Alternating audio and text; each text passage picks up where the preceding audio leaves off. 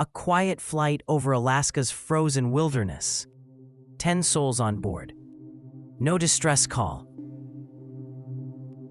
No radar signal. No wreckage. They simply vanished. This is the terrifying story of Bering Air Flight 445, a mystery that still haunts the skies. February 2025. Flight 445 departs from Nome, Alaska. Destination, Unalakleet, a short, routine trip. The weather, cold but clear. The pilots, experienced. The plane, well-maintained. At first, everything was normal. Then, midway through the journey, something went terribly wrong. The plane stopped responding. Air traffic control tried again and again. Nothing. The aircraft disappeared from the radar, as if swallowed by the Arctic itself. On the cold morning of February 5, 2025, Bering Air Flight 445 took off from Nome Airport. It was a familiar route for the crew, a short, routine flight of just over 200 miles southeast to Unalakleet. The skies were clear, the winds manageable. The pilots, seasoned veterans of Alaskan aviation, exchanged casual conversations with air traffic control.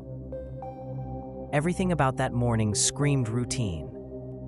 Passengers tucked into their seats, some already dozing off, others gazing out at the icy landscape. From the ground, radar showed a smooth ascent. From the cockpit, there was no hint of the nightmare to come.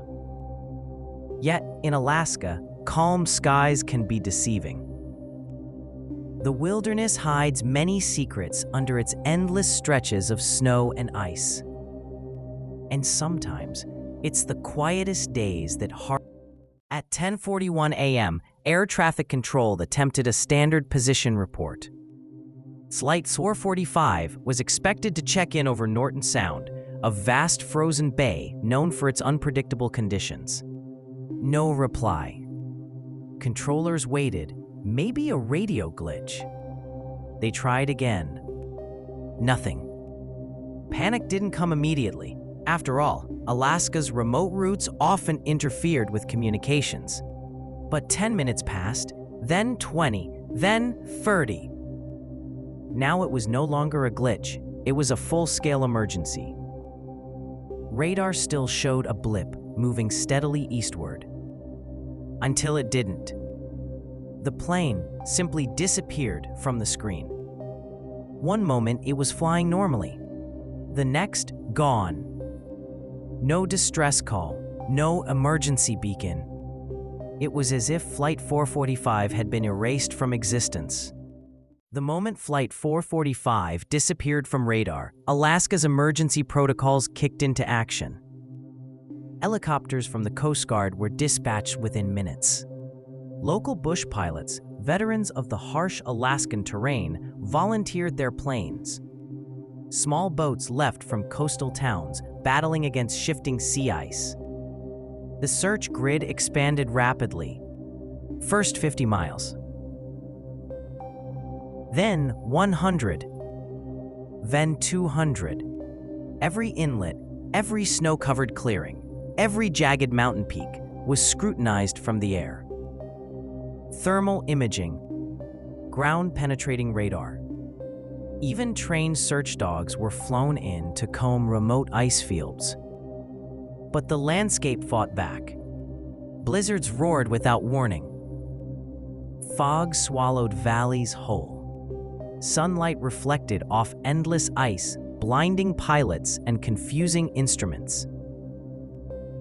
At times, it felt as though nature itself was erasing all traces of the missing flight. Families of the passengers gathered at the airports, staring out at the frozen horizon, hoping for any news. Mothers clutching photos. Children too young to understand why their fathers hadn't come home. Every hour without discovery darkened the mood. What had started as a standard search mission now began to feel like a ghost hunt, chasing shadows across an indifferent wasteland. And behind closed doors, search commanders whispered fears they dared not say aloud. Maybe Flight 445 hadn't just crashed. Maybe it had vanished. As days turned into a long, agonizing week, the official search grew colder, both literally and figuratively. Temperatures plunged below -30 degrees Celsius. Snowdrift swallowed landmarks. Even the most experienced pilots began to falter, forced to turn back by brutal whiteouts. With no debris found and no distress signals ever received, fear began to ferment into something more dangerous: speculation. Some insisted it had to be mechanical failure. Perhaps a catastrophic mid-air explosion, but if that were true, where were the fragments? Why wasn't there a field of debris scattered across the tundra? Others pointed to Alaska's infamous electromagnetic anomalies, strange disturbances in the atmosphere that had disrupted compasses, radios, even entire navigation systems for decades. Could Flight 445 have been pulled off course by unseen forces? Could it have strayed into some hidden vortex where technology and logic simply failed? More chilling still were the darker whispers. Reports of strange lights in the skies that night.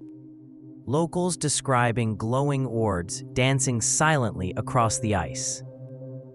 Unmarked black helicopters spotted days later, surveying remote mountain ridges.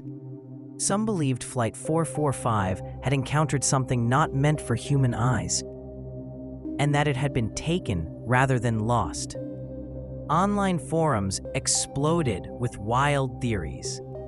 Secret military experiments, UFO abductions, even time warps.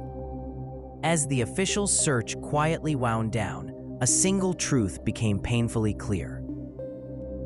Flight 445 wasn't just missing. It had become a legend, a modern ghost story written in ice and silence. Weeks after Flight 445 vanished, the search teams were exhausted. Morale was collapsing. Hope was hanging by a thread. But then a breakthrough. A local fisherman reported seeing floating debris near the western coastline, tangled in sea ice. He claimed to spot twisted metal glinting under the weak Alaskan sun. Something man-made. Something unnatural. Within hours, helicopters and boats converged on the site. Searchers moved cautiously across the shifting ice floes, hearts pounding with renewed adrenaline. Maybe, just maybe, they had finally found the resting place of Flight 445. They recovered a fragment of metal, a torn seatbelt, bits of wiring. The scene looked promising at first glance, but under closer inspection, the excitement evaporated. The debris wasn't from an aircraft at all. It belonged to an old shipping container that had broken loose during a storm months earlier. Rusty, weathered, unrelated. The hope that had surged like a tidal wave crashed back into despair. Reporters who had flown in from around the world packed up and left. Officials issued careful statements urging the public not to give up. But the truth was obvious to everyone. Flight 445 remained lost, and now even the false leads were running out. For the families, it was another wound, another cruel twist in a tragedy without closure. And for the investigators, it raised an even more terrifying possibility. Maybe the plane was gone forever, swallowed by forces beyond human reach. As spring crept into Alaska, the icy grip of winter began to loosen. Snow melted, rivers cracked open. The frozen landscapes where the search had been focused shifted into roaring torrents of water and broken ice. Whatever traces of Flight 445 that might have existed were now being devoured by nature itself. Helicopters flying over the thawing wilderness saw only endless fields of shattered ice. Coastal waters churned violently, carrying away anything that once floated. The vast forests swallowed fallen wreckage without a trace. Some searchers whispered grim truths in private. Even if Flight 445 had gone down somewhere remote, Alaska itself had erased it. Local villagers joined in the hunt, combing beaches and cliffs. For weeks, they found nothing. Not a seat cushion. Not a life jacket. Not even the faint electronic ping of a black box desperately calling for help. In aviation disasters, it is rare to find nothing. Even in ocean crashes, wreckage usually floats to the surface. But with Flight 445, there was an oppressive emptiness that hung in the air. An emptiness that felt deliberate. As if whatever forces had taken the plane didn't want it to be found. For the families, the agony was unbearable. Without bodies to bury, without debris to mourn over, the loss became a nightmare without an ending. Their loved ones hadn't just died. They had been stolen from existence, leaving only silence and questions behind. And in the lonely, howling winds of Alaska's empty expanse, those questions echoed, unanswered.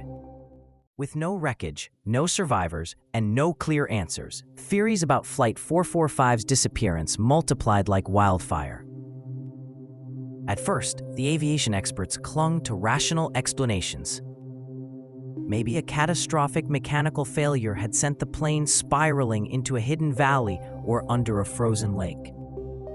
Maybe pilot error in the vast, featureless landscape had caused a deadly disorientation, a so-called graveyard spiral. But the problem was, none of these theories fit. The pilots were seasoned veterans of Alaskan flying. They knew the tricks of the ice. They knew the sudden storms and unpredictable magnetic anomalies that plagued the region. They would have known how to react, and above all, they would have had time to radio for help. Yet they didn't. And so, darker theories started to surface. Locals spoke again of the Alaskan Triangle, a patch of land stretching from Anchorage to Juneau to Barrow. A region infamous for strange disappearances, magnetic disturbances, and inexplicable vanishing acts, both ancient and modern. Some suggested that Flight 445 had been caught in a rogue electromagnetic pulse, frying its instruments and sending it helplessly into oblivion. Others whispered about military testing in remote areas, secret aircraft, clandestine weapon experiments that no civilian plane should ever encounter. Then came the truly chilling theories. Time anomalies. Dimensional rifts. Portals to places unknown. Without a shred of physical evidence, nothing could be proven. But in the absence of facts, belief became reality. And for the families, that reality was 1,000 times worse than knowing their loved ones had simply perished. Because this version of events suggested something much more terrifying. Maybe Flight 445 hadn't crashed at all. Maybe it had been taken. As the months dragged on and hope for Flight 445's discovery faded, something unexpected happened. In small villages scattered across Alaska's wild frontiers, strange testimonies began to surface. A fisherman near the Yukon River claimed he heard the unmistakable roar of jet engines overhead. But when he looked up, the sky was empty. No clouds, no plane, only the fading echo of sound. A group of hunters swore they spotted a low-flying aircraft weaving erratically between mountains near the White Mountains National Recreation Area. By the time search helicopters arrived, there was nothing there. No radar signatures, no wreckage, not even disturbed snow. And then came the most disturbing report. A bush pilot flying a supply run to a remote mining camp, reported seeing what looked like the shattered remains of a wing poking out from a crevasse. He marked the location. Search teams rushed in. But by the time they reached it, a violent storm had buried the site under meters of fresh snow and ice. The pilot later claimed the coordinates he had provided no longer existed, as if the terrain itself had shifted. Were these genuine glimpses of Flight 445? Or desperate hallucinations fueled by guilt, hope, and imagination? The authorities dismissed the reports as unreliable. But for the families and for those who refused to believe in simple tragedy, these stories were proof that Flight 445 was still out there somewhere, alive or dead, whole or shattered, waiting to be found, or perhaps never meant to be found. And in the endless, frozen maze of Alaska's wilderness, the line between fact and fantasy blurred with every gust of icy wind. As the investigation into Flight 445's disappearance deepened, investigators uncovered a chilling clue buried in overlooked flight logs. 2 weeks before Flight 445 vanished, another pilot, flying the same Nome to Unalakleet route, had filed a strange report. He described experiencing powerful magnetic interference that temporarily disabled his compass and altimeter. His aircraft drifted hundreds of miles off course before he managed to regain control. The report had been submitted, acknowledged, and quietly filed away. No alert had been sent out. No warnings issued to other pilots. No further investigation ordered. When questioned, officials admitted that occasional magnetic anomalies were common in remote Alaska. Nothing to be alarmed about, they said. Routine. But survivors of those anomalies told a different story. They spoke of terrifying disorientation, of invisible forces pulling aircraft off course, of radios blaring static that morphed into eerie, indecipherable whispers. If Flight 445 had encountered the same conditions, and if their instruments had failed at the worst possible moment, then perhaps their fate had been sealed not by mechanical error, but by the unseen forces lurking in Alaska's sky. Or worse, perhaps someone knew about the risk and chose to ignore it. The families, learning about the ignored warning too late, erupted in outrage. Press conferences were held. Protests erupted at the airport. But the authorities remained tight-lipped. Answers were few. Accountability was absent. And the legacy of Flight 445 became even more bitter. Not just a tragedy, but a preventable one. A disaster foretold and ignored. In the months following Flight 445's disappearance, something strange began to happen. Military radar stations along the Alaskan coastline started picking up brief, unexplained signals. Blips that appeared, then vanished. Short bursts of radar pings, too fast, too faint to trace, but unmistakably real. Initially dismissed as glitches, these signals persisted. Always in the same general region where Flight 445 had disappeared. Always fleeting. Always just beyond reach. Desperate investigators wondered, could these be echoes from the missing aircraft's transponder? Was Flight 445 somehow still aloft, trapped in some atmospheric phenomenon, endlessly circling the frozen wilderness? The theory seemed impossible. Fuel would have long run out. The engines would have frozen solid. But the data was there, unexplained, undeniable. Black box locators, which were supposed to emit signals for up to 30 days after a crash, had remained silent. But these new pings were different. Erratic. Almost intelligent. Some speculated that magnetic storms could be bending old transmissions, creating ghost echoes of the final moments. Others suggested something more unnerving: that Flight 445 had slipped partly out of phase with our world. Caught between dimensions, half here and half elsewhere. Whatever the truth, the ghost signals only deepen the mystery. And for the families of the missing, they reopened wounds that had barely begun to heal. Because if Flight 445 was still trying to call for help from beyond the known world, who was left to listen? As investigators dug deeper into the mystery of Flight 445, a disturbing pattern began to emerge. Flight 445 wasn't the first, and wouldn't be the last, aircraft to disappear over Alaska without explanation.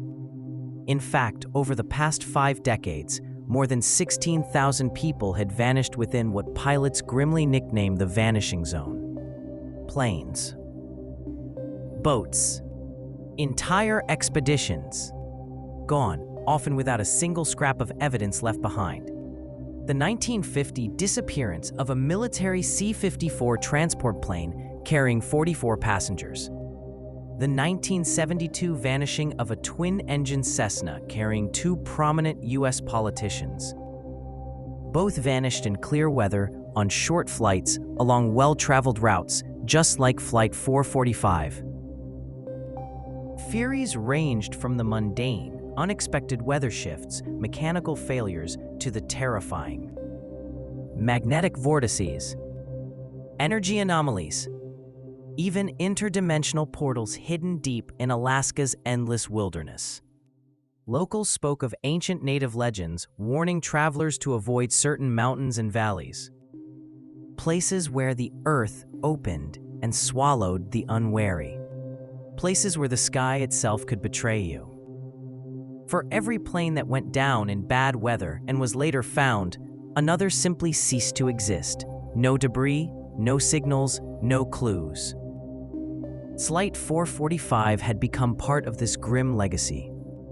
Another unsolved disappearance added to Alaska's long, chilling list. And with every passing year, with every new story of a boat that never reached harbor or a hiker who vanished into thin air, the legend of the vanishing zone grew. An invisible graveyard in the sky and ice. Where did all those souls go? And was Flight 445 still somewhere among them? As pressure mounted to solve the mystery of Flight 445, a troubling revelation came to light. Several key documents related to the investigation had mysteriously vanished. Radar logs, satellite imaging data, recorded radio communications from the final minutes before the disappearance. All missing, all unaccounted for. When journalists filed Freedom of Information Act requests, they received heavily redacted reports, blacked out pages that revealed nothing. Government agencies cited national security concerns for withholding information. But what national security threat could a missing passenger plane possibly represent? Families of the victims demanded transparency. Protests erupted at government offices in Anchorage and Washington, D.C. Still, answers never came. Whistleblowers claimed that private military operations had been taking place in remote Alaskan regions during the time of Flight 445's disappearance. Experiments involving advanced radar systems, energy weapons, even classified aerospace projects that, if revealed, would shatter public trust. Was Flight 445 collateral damage in a secret war we were never meant to know about? Or had someone or something intervened to ensure the truth would never be found? Either way, the silence from those in power spoke volumes. Flight 445 had not just disappeared from the skies. It had been erased from history. And for those left behind, that erasure hurt more than any confirmed tragedy ever could. In the months following the disappearance, a handful of independent researchers dug into public radar data. What they found shocked even the most skeptical experts. Dozens of them, appearing and disappearing erratically along the last known route of Flight 445. Some were dismissed as weather phenomena, others as ghost images, reflections caused by atmospheric interference. But a few radar operators, speaking anonymously, insisted some of the pings had speed, altitude, and patterns consistent with a real aircraft. An aircraft that shouldn't have been there. An aircraft that, officially, no longer existed. One chilling radar signature showed a plane descending rapidly, then climbing again, vanishing into thin air. Another showed a sharp, impossible turn at a speed that no commercial jet could survive. Some speculated that Flight 445 had somehow survived, limping along in secret air corridors, caught in some bizarre meteorological trap. Others feared something worse, that the aircraft had crossed into a different layer of reality, only occasionally bleeding back into ours. Efforts to correlate the radar anomalies with satellite imagery failed. The images, officials said, were unavailable or corrupted. And so the blitz remained unexplained, flickering evidence of a phantom flight, haunting the skies it had once called home. Every unexplained blip felt like a heartbeat, a ghost pulse, a whisper from the void reminding everyone Flight 445 was still out there somewhere, watching, waiting. One of the biggest questions haunting the Flight 445 investigation was simple.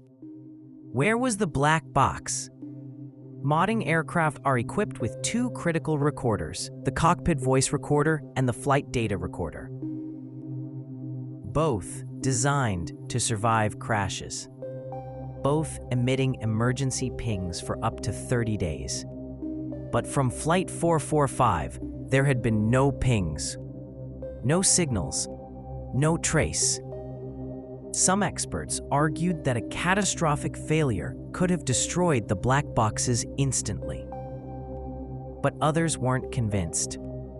The boxes were engineered to withstand fire, impact, and deep water submersion, destroying both simultaneously without a trace.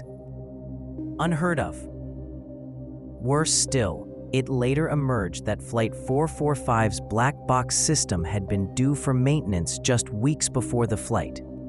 A routine check postponed due to scheduling conflicts. Some insiders hinted that the maintenance logbook showed irregularities, updates unverified, repairs possibly rushed or even faked. Was it simple negligence? A deadly oversight? Or had someone tampered with the flight recorders, knowing what was about to happen? The absence of the black box transformed Flight 445's disappearance from a tragedy into a conspiracy.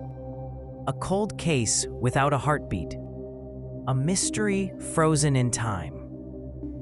And every second that ticked by without a signal made one thing chillingly clear. Someone or something wanted the truth about Flight 445 to stay buried. Forever. Even as official search efforts dwindled, strange reports kept surfacing. Witnesses who saw things they weren't supposed to see.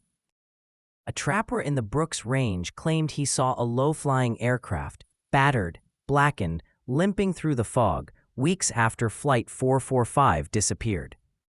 He radioed in his sighting. Authorities dismissed it as a hallucination. Two hikers exploring near the Yukon River said they heard something terrifying. A loud mechanical groan echoing through the valley, followed by what sounded like a distant, panicked voice crackling through static. Local hunters spoke of finding bizarre scorch marks in remote clearings. Circular patterns, deep and unnatural, like something heavy had pressed into the earth, then vanished. Every report was cataloged. Every report was quietly ignored. Media outlets that tried to follow up on these sightings faced sudden roadblocks. Sources disappeared. Data went missing. Witnesses changed their stories or refused to speak at all. Some journalists whispered about government agents quietly visiting those who spoke too much. About hush money. About threats disguised as friendly advice. Why suppress these testimonies if they meant nothing? Why silence those who might hold missing pieces to the puzzle? Unless, of course, the sightings weren't just hallucinations. Unless Flight 445 hadn't crashed at all. Unless it was, somehow, still out there. Watching. Waiting. Even as official search efforts dwindled, strange reports kept surfacing. Witnesses who saw things they weren't supposed to see. A trapper in the Brooks Range claimed he saw a low-flying aircraft, battered, blackened, limping through the fog weeks after Flight 445 disappeared. He radioed in his sighting. Authorities dismissed it as a hallucination. Two hikers exploring near the Yukon River said they heard something terrifying. A loud, mechanical groan echoing through the valley, followed by what sounded like a distant, panicked voice crackling through static. Local hunters spoke of finding bizarre scorch marks in remote clearings. Circular patterns, deep and unnatural, like something heavy had pressed into the earth, then vanished. Every report was cataloged. Every report was quietly ignored. Media outlets that tried to follow up on these sightings faced sudden roadblocks. Sources disappeared. Data went missing. Witnesses changed their stories or refused to speak at all. Some journalists whispered about government agents quietly visiting those who spoke too much. About hush money. About threats disguised as friendly advice. Why suppress these testimonies if they meant nothing? Why silence those who might hold missing pieces to the puzzle? Unless, of course, the sightings weren't just hallucinations. Unless Flight 445 hadn't crashed at all. Unless it was, somehow, still out there. Watching. Waiting. As investigators dug deeper, a disturbing detail emerged from the radar logs. At the exact moment the plane vanished from radar, a nearby weather satellite picked up a sudden, sharp atmospheric distortion, as if space itself had been briefly warped. Some analysts suggested it was just a glitch in the satellite's instruments, but others weren't so sure. Military advisors quietly requested access to the data. Confidential memos surfaced, hinting that similar distortions had been recorded in remote regions, always tied to unexplained disappearances. Whispers grew louder. What if the plane didn't crash, but passed into something? A pocket in the atmosphere, a dimensional rift, a fold in space-time. Ideas that once belonged in science fiction were now on the desks of top officials. But without physical evidence, there was nothing to act upon. Just data, just theories, and a plane full of people who were now part of that mystery. Back at the control center, something else was raising eyebrows. A junior technician, only a few months into the job, reported hearing a bizarre tone on one of the emergency frequencies just moments after the aircraft vanished. It wasn't a voice. It wasn't static. It was music. A faint, slow melody, almost like a lullaby, but distorted, mechanical. He logged it, filed a report, but superiors dismissed it as interference or sleep deprivation. Still, that same tone appeared again 48 hours later. Different technician, same frequency, same chilling melody. No one could trace its origin. Radio analysts replayed the audio over and over, filtering it through every program they had. Some even claimed there were patterns buried in the waveform, like Morse code, but off. Cryptographers were brought in. Even AI tools failed to decode it. It was as if someone or something was trying to send a message. But to whom? And why now? In a final attempt to gather new clues, investigators revisited satellite archives. They weren't just looking for the plane. They were searching for anomalies. And they found one. A heat signature, massive, circular, appeared in the ocean roughly 15 minutes after the last radar contact. It lasted only 11 seconds. Then, nothing. No ships nearby, no submarines, no known activity in that zone. It wasn't a volcano. It wasn't a military test. The shape? Perfectly symmetrical. Like a pulse from below the surface. Some theorized it was a high-energy burst, like from a nuclear event. But there was no radiation spike, no explosion reported. Then came the craziest part. That same heat signature had appeared once before, in 1978. Exact same shape, same ocean region, coinciding with another unsolved disappearance. 2 flights. 2 decades apart. 1 impossible signal. And just like that, the theory of coincidence collapsed. That matching heat signal from 1978. It was tied to the disappearance of Flight 509, another aircraft lost without a trace. No debris, no distress call, no explanation. The files had been classified for over 40 years. When journalists pushed for declassification, most of the documents were redacted. Entire pages blacked out. One line, though, remained readable. Event consistent with unknown propulsion signature. Unknown propulsion, a technology not listed in any known aircraft or submarine database. That one phrase sent conspiracy theorists into a frenzy. Whispers of experimental tech, alien energy fields, government cover-ups.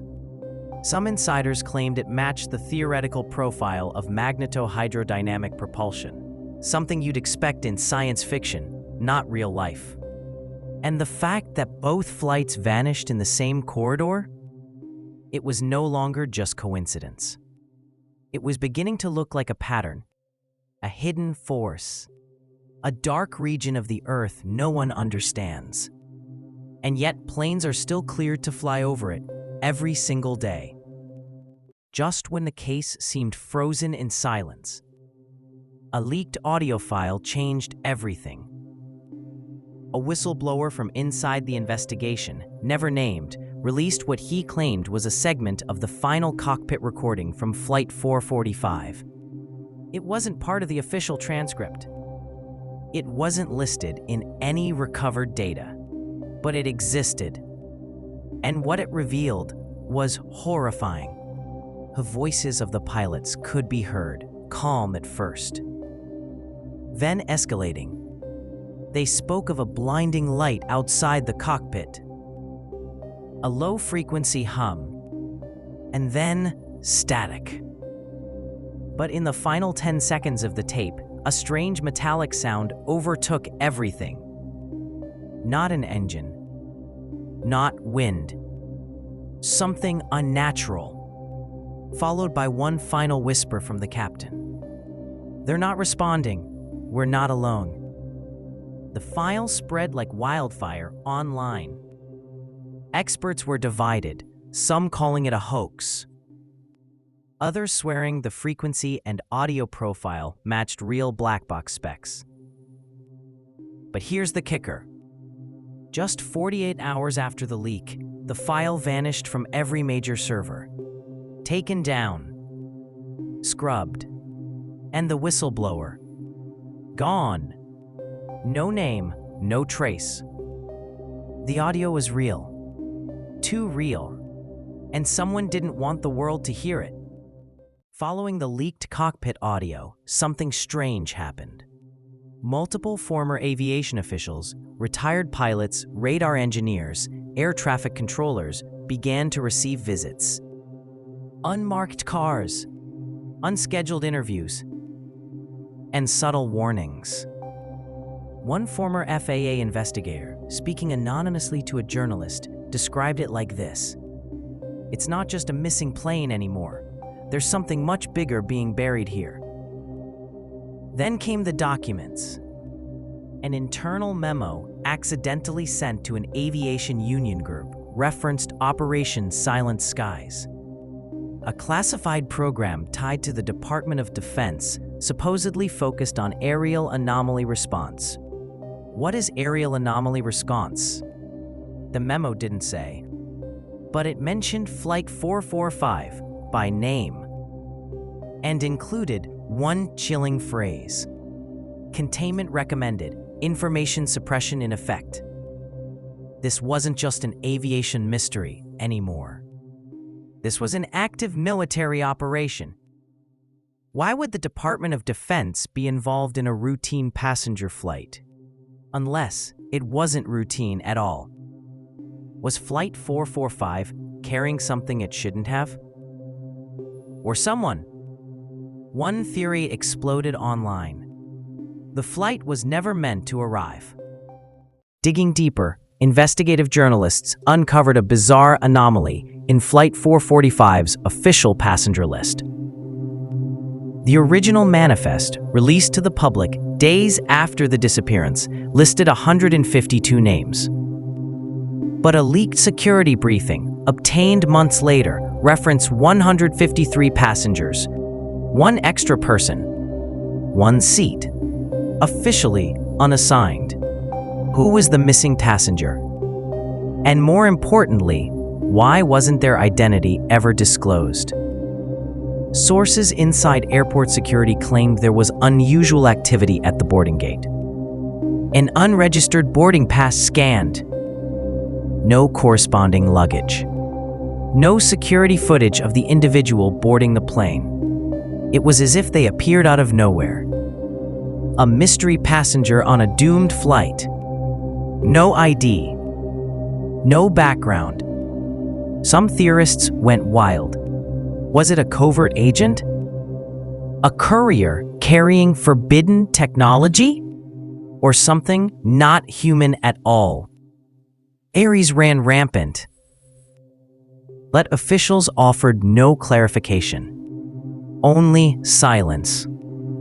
And in the world of aviation, silence often speaks louder than any words, especially when hundreds of lives and the truth itself are at stake. 6 months after Flight 445 vanished, a cargo vessel crossing the North Pacific picked up a chilling signal. It was a distress call.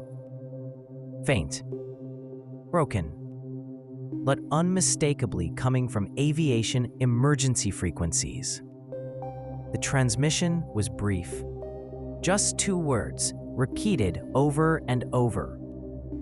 No control, no control.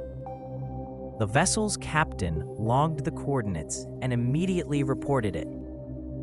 But when military teams arrived hours later, there was nothing. No wreckage, no floating debris, no signs of life. And strangely, the coordinates matched the exact last known location of Flight 445. Had the plane survived somehow? Floating adrift above the ocean, sending desperate signals months after it disappeared. Experts said it was impossible. Emergency systems couldn't function that long without maintenance.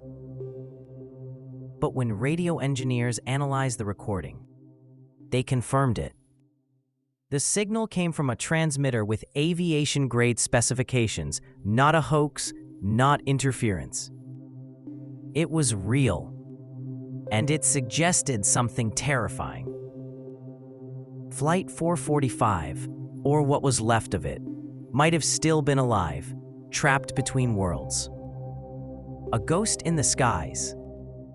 In the aftermath of the phantom transmission, radar operators at a remote Alaskan station reported something extraordinary. They detected a ghost echo, a plane-shaped blip moving at cruising altitude, but it wasn't responding to any calls. It didn't transmit a transponder code. It didn't file a flight plan. It simply appeared, and then vanished again. The radar techs logged it as unidentified aerial vehicle, standard protocol. But when they compared the flight path to historical data, one fact sent chills through the team. The trajectory matched Flight 445's intended route, almost exactly, as if the missing plane was still flying, repeating its final journey, locked in a loop across the empty sky. Some experts suggested it was just radar interference, temperature inversions, technical noise. But veterans of the station disagreed. They spoke in hushed voices about shadow flights, echoes of aircraft lost under mysterious circumstances, still imprinted on the fabric of the atmosphere. Residual energy. Or something worse, a trapped moment in time. A plane forever flying, but never landing. A haunting reminder that some disappearances refuse to be forgotten, even by the skies themselves. Just when it seemed there were no more clues, a shocking discovery surfaced. A storage unit repossessed in Seattle contained a box of aviation memorabilia, maps, uniforms, and a pilot's logbook. The name on the front, Captain Elijah Grant, the very pilot of Flight 445. But the entries inside weren't from the official flight record. They were personal and terrifying. In the weeks before takeoff, the captain had written about recurring dreams. Dreams of flying through endless fog, of hearing voices on the radio in languages he didn't recognize, of seeing lights above the clouds, blinking in impossible patterns. One entry stood out. "If this route is approved, I fear we won't come back. Something isn't right with the airspace between grid 22 and 24. It's not just weather. I felt it before." He even requested a change of route, denied. The airline never mentioned this. Nor did the investigation. Why? Had Captain Grant known something? Had he felt the pull of whatever phenomenon was waiting for them? Or had he been warned? And if so, who or what was behind those warnings? The deeper we dig, the clearer it becomes. Flight 445 wasn't just a tragedy. It was a collision course with the unknown. Deep inside the archives of the Regional Air Traffic Control, hidden away under layers of classified documents, one last artifact was uncovered. A single radar image, captured exactly 34 seconds after Flight 445 lost contact. At first glance, it looked normal, just a few scattered returns over the ocean. But zooming in revealed something else entirely. At the spot where Flight 445 should have been, there was a spiral-shaped distortion. Not a plane. Not a cloud. A swirling anomaly, almost like a vortex, barely visible on the radar's low-frequency band. Top radar analysts reviewed it. They ruled out system malfunctions. They ruled out weather. One cryptic conclusion was noted in the internal report. Anomalous return consistent with high-energy spatial displacement. In simple terms, the space around Flight 445 had been twisted, like a tear in the fabric of reality itself. And then it vanished. No wreckage. No trace. Only a twisting echo frozen in the final image. The last known footprint of a flight that defied explanation. And maybe, just maybe, a glimpse into something humanity isn't ready to understand. One of the strangest twists in the investigation came from an unexpected place. An anonymous envelope mailed to a retired journalist who had once covered the Flight 445 case. Inside was a map. Not a flight chart. Not a radar schematic. A hand-drawn world map marked with dozens of X's in remote regions of ocean and sky. At first, it looked like nonsense. But when overlaid onto satellite data, something terrifying emerged. Each X matched the last known location of a missing aircraft, civilian, military, even cargo, stretching back over 60 years. Different airlines, different nations. But the disappearances always happened in very specific zones. Zones that didn't match storm paths, didn't align with magnetic anomalies, didn't even appear on official no-fly maps. The implication was chilling. There are places in our atmosphere that consume aircraft. Silent, invisible, selective. A pattern of controlled vanishings. Not random, not accidental. Flight 445 wasn't alone. It was one of many. And this map. It might be the closest thing we've ever had to a warning. After months of silence, a retired aerospace physicist came forward with a stunning theory. He had worked decades earlier on classified aerial mapping projects for global defense agencies. His claim? That certain areas of the Earth's atmosphere aren't just unstable. They're corridors, high-altitude regions where gravitational fields behave differently. Places where time can bend,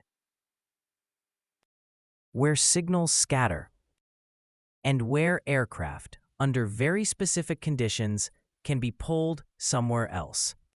He showed mathematical models, trajectories that deviated ever so slightly when flying through these corridors.